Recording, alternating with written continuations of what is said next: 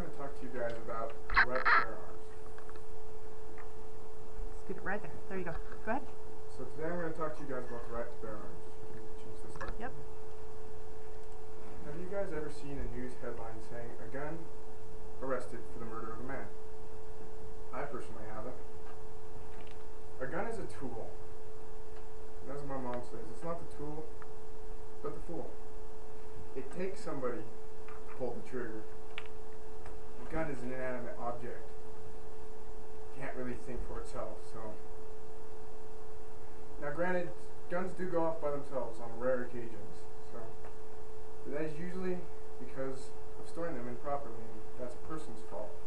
Like for instance, if you take a gun, put a magazine in it, store it in the top dresser drawer, it'd be the same as you driving to the top of the hill, stepping out of your car and letting it roll down the hill. It's not the car's fault it rolled down the hill. It's your fault for not setting the brake. I don't think gun control should be implemented because it won't work. Change. The definition of a weapon is a device or instrument for use in attack or defense in combat.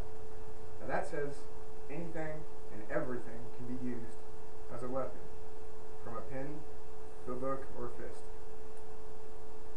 Now, how far are people willing to take the removal of a gun? Because by removing one gun, you're opening doors for different items to be used as weapons. Did you know most guns in the U.S. are used for sport and personal protection?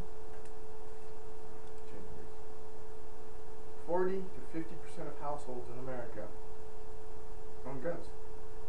That's 120 to 150 million people. I don't know. That's a lot of people. Now, if I were a criminal, knowing that I have a 50-50 shot of entering a house that could potentially have a gun, would not be one I'm willing to take. But if we remove guns, you're going to make that 50-50 chance down to a 100% chance that I can enter that house and nobody can do anything about it. Criminals will always have guns, no matter if you remove them from the general population. I don't know, but you know, most handguns are about that big. Pretty easy to smuggle. Planes, cars, anything. They can be dropped directly out of the plane, driven over the border in a car, or sent in a mail package. You're just not going to be able to remove them. Not to mention, it is a constitutional right, just as much as it's a right to have freedom of speech or freedom of religion.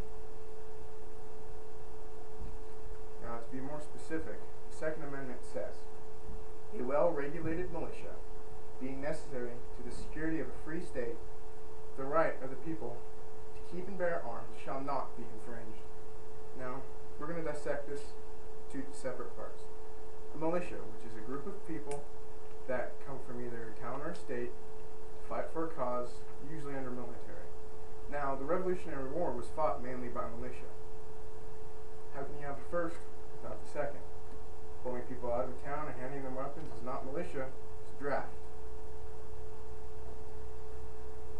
There have been many ratifications to this amendment, though. Like, for instance, states can control or tell you whether, when, or where you can have a weapon or a gun.